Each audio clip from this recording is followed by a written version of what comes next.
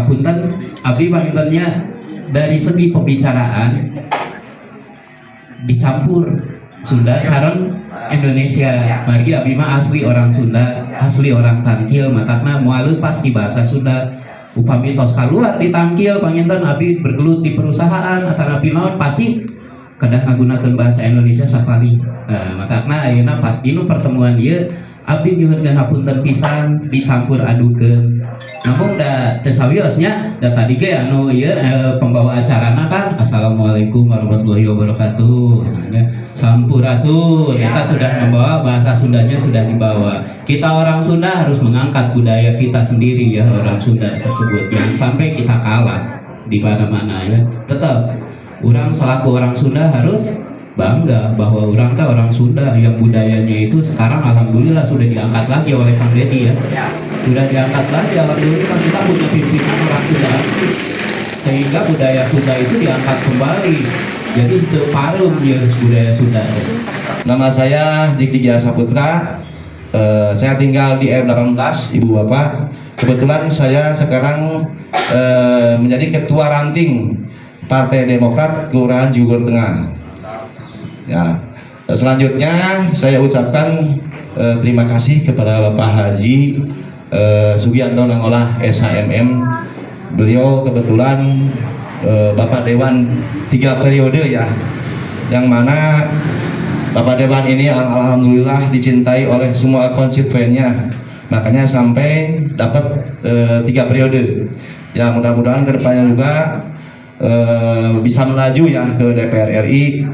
Kita doakan sama kita semua, mudah-mudahan dilancarkan dan sukses terusnya, amin ya rabbal alamin.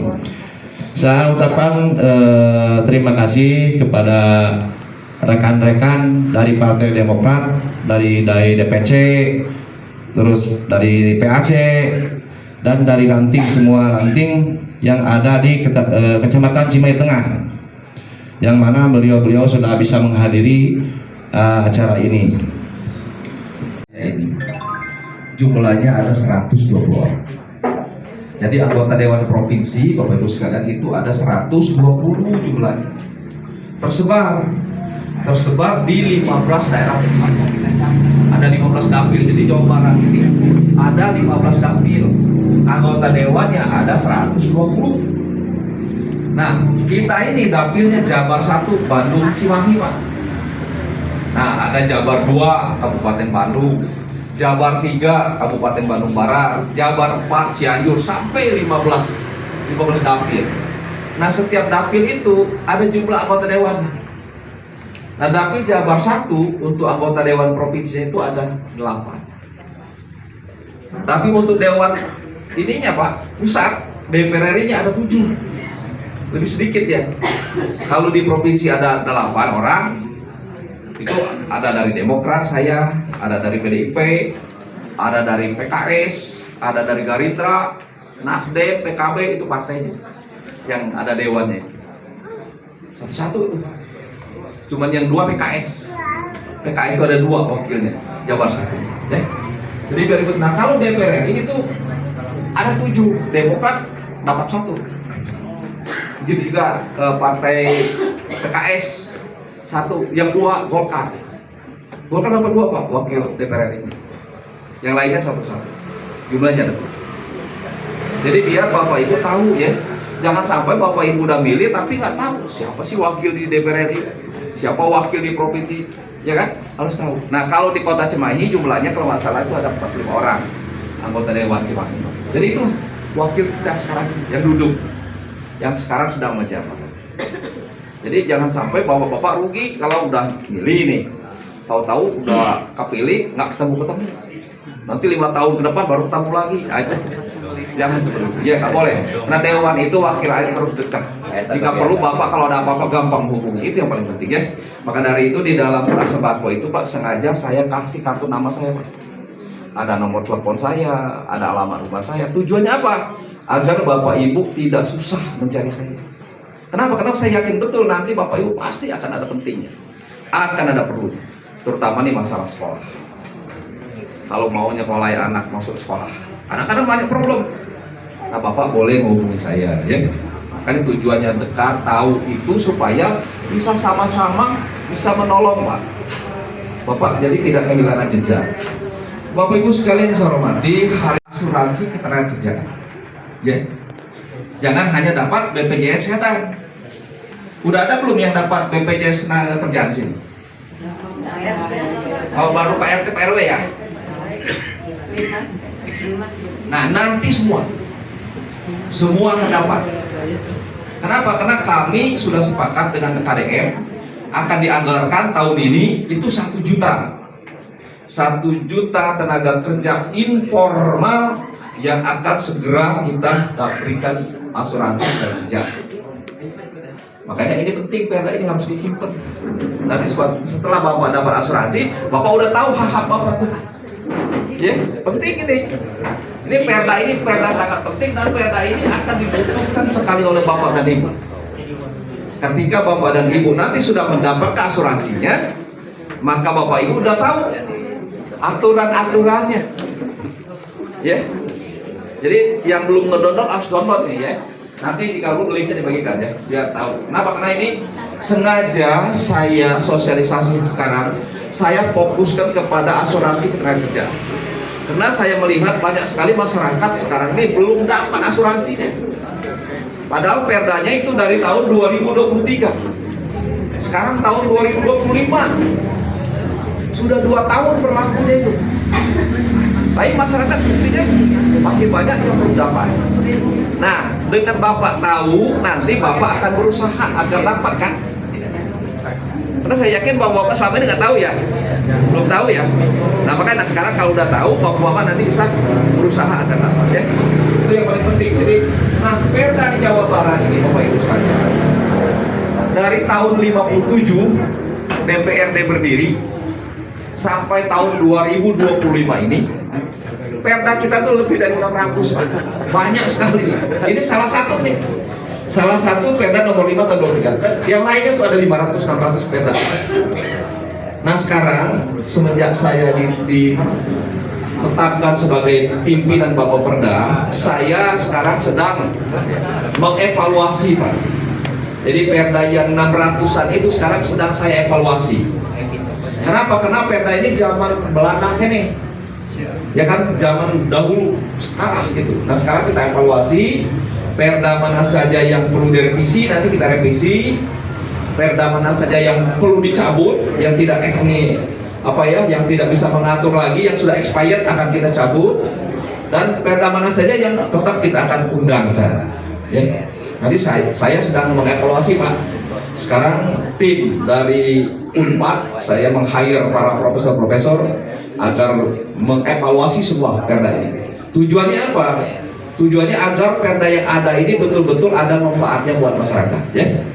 Jadi itu Bapak sekalian, saya setelah ditetapkan sebagai Ketua Bapak Perda Jawa Barat tahun 2025-2029 ini, saya sedang evaluasi agar apa? Agar nanti masyarakat ini tidak lagi kesulitan untuk mendapatkan perda. Maka dari itu saya sekarang sedang juga membuat digitalisasi.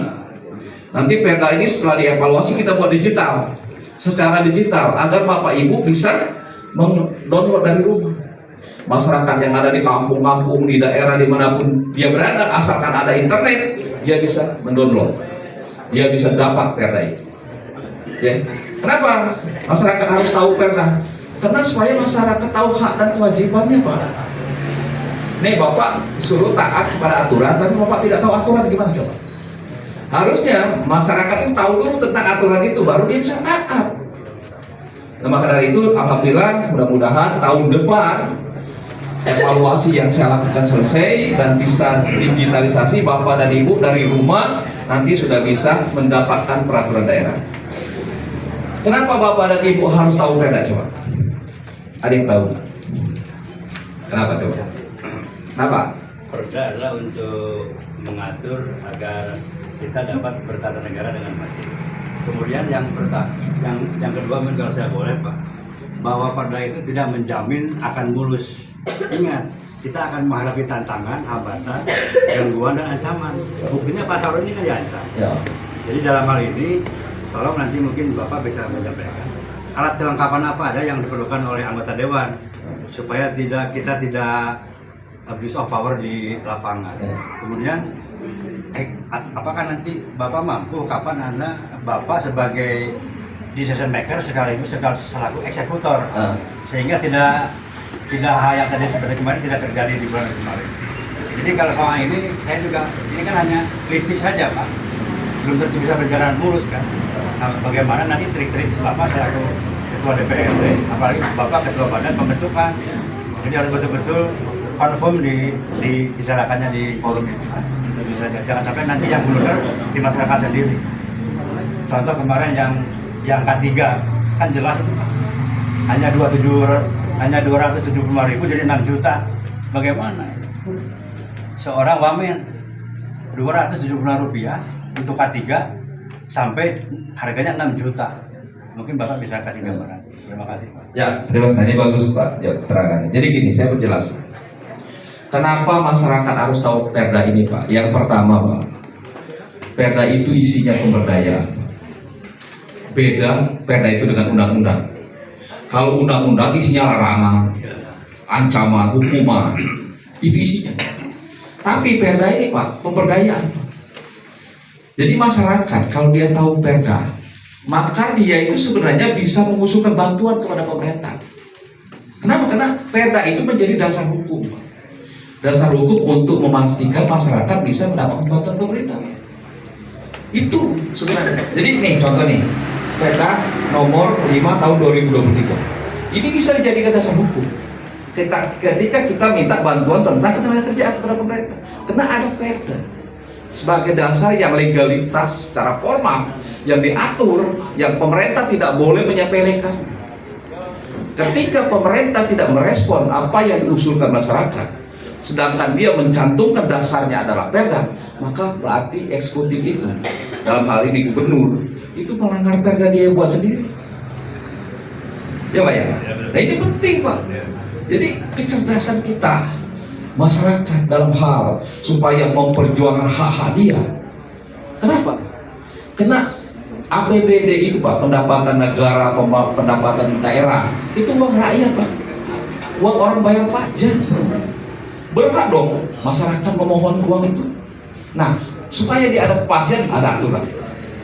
Ya Pak ya, jadi supaya gubernur tidak boleh, nggak mau ngasih tanpa alasan yang jelas, ya dia melanggar dong, bisa di-impeach.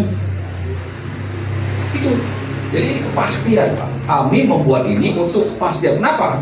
Karena saya ini wakil rakyat, udah 3 periode duduk di DPR. Jadi saya paham betul bagaimana supaya kita bisa memperjuangkan apa yang diinginkan rakyat. Nah kebetulan karena saya menjabat sebagai ketua Bapeda, aturan-aturan itu yang saya loloskan, aturan yang dibutuhkan oleh masyarakat. Kalau Perda yang sifatnya banyak memberikan kemudahan kepada masyarakat, Perda yang memang diharapkan masyarakat, itu kita loloskan. Tapi Perda yang mengatur hal-hal yang Bapak bilang tadi sebagai lipstick, kita nggak lolosin Pak. Kita nggak lolosin. Makanya saya alhamdulillah dapat dukungan dari anggota Bapeda. Kenapa? Karena kita memang sama keinginan kita. Anggota dewan itu kena wakil rakyat, kita ingin bicara tentang kepentingan rakyat. Kita ingin memperjuangkan apa yang menjadi hak. Kalau nggak kita nggak ada pilihan lagi. Pasti begitu Pak. Itu pasti akan terjadi hukum alam. Ketika kita tidak bekerja atas nama untuk kepentingan rakyat, lewat. Maka dari itu, insya Allah Pak, Bapak sampaikan tadi, mudah-mudahan ini tidak menjadi lipstick.